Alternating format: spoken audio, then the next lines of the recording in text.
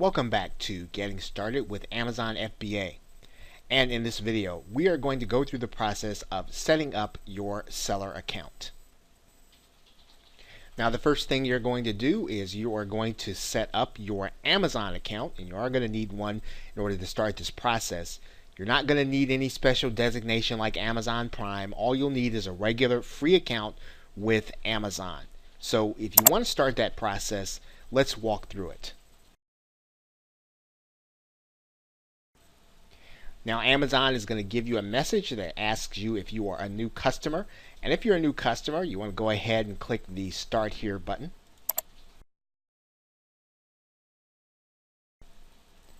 And then you're going to walk through this process again. It's free to do of creating your Amazon account. So again, if you haven't done that, you can go ahead and start this process. For the most part, most of you who are taking this course, you probably already have an Amazon account, and if you already have one, you can click the sign in link right there. Now, once you've already set up your Amazon account, you're going to scroll all the way to the bottom, and you're going to actually see a link here that says Sell on Amazon, and you want to go ahead and click that link.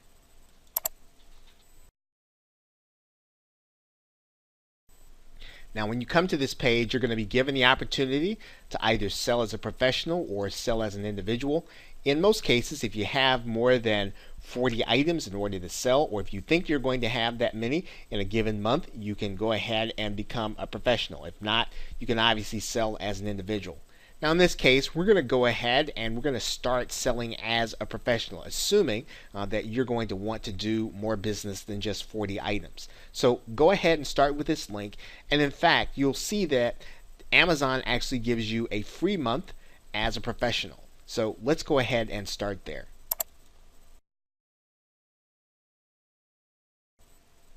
Now, Amazon's going to give you the opportunity to put in your legal name, and so whatever business name that you're using, or if you're a sole proprietor, or if you're using your own name, you want to go ahead and write that name in here, and then click the agreement that you've read the agreement.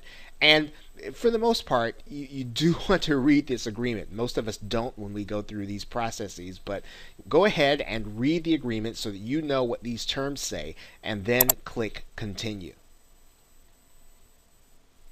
Okay, so now once you've done that, you're going to be given the opportunity to click Login with Amazon, as well as Login and Pay with Amazon. These agreements are going to be things that in general you're going to want to do, so you want to go ahead and click those two items and then click Register. Now, Amazon's going to let you know where it's going to be actually doing the charge. Now remember, you're going to be getting a free month of Amazon Professional. You're also going to be having these services, and it's actually going to give you your display name in this area. So once you've done that, you can actually change that by clicking the Start button, clicking the Start button here if you want to change that information. If not, you can go ahead and click Continue. Okay, now once you get to this point, then you're going to want to write in your display name and then make sure that your business address is what you are going to be using. And once you've done that, then you're going to go ahead and click Save and Continue. Now, Amazon is going to ask you what kind of ownership you're going to have. You want to put your business entity in there. You want to also put in the business category that you're going to be operating in, pretty much what you're going to be selling. You want to have a general sense for what that's going to be, and you want to write that in your business profile information. And then Amazon is going to ask you what you think your estimated annual sales are. If you are going to be selling with Amazon FBA, you can write that in there based on where your sales are. And then you want to put in your corporate website address. And once you've done that, then you can go ahead and go to the next step. Now, once you're at this stage, you should already be able to use your general login with Amazon that you're using for everything else. If you want to stop and complete this registration later, you can do that, or you can continue on. And what we're going to do is we're just going to click the Finish Registration button and move on to the next step. Now, once you're at this step, Amazon's going to actually give you an alert telling you that your selling privileges have been suspended until you provide your taxpayer identification information.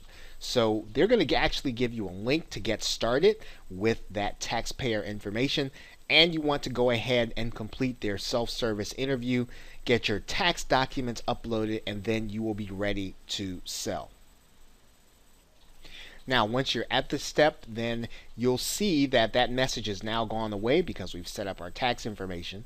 And now you're in the screen that's called Amazon Checkout for Guidance. And you'll notice that Amazon's going to put you in the sandbox view until you go through these steps.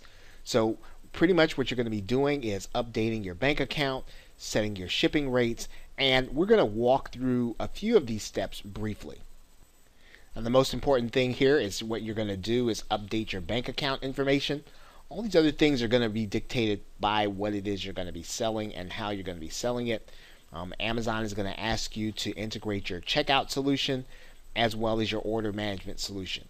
Now in this case, that's going to be beyond the scope of this course. So we're going to have you go ahead and update your bank account method and then move on to the next step.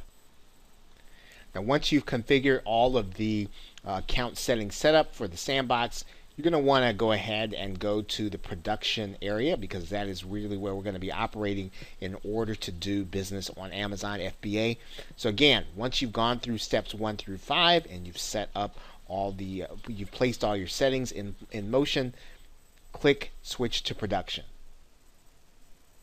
And that's actually going to bring you to this screen.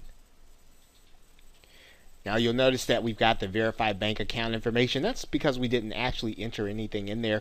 You want to make sure your bank account information is ready to go. And then once you've actually done that, then you're ready to start looking at doing an actual listing. So with that, thanks, and I will see you in another video.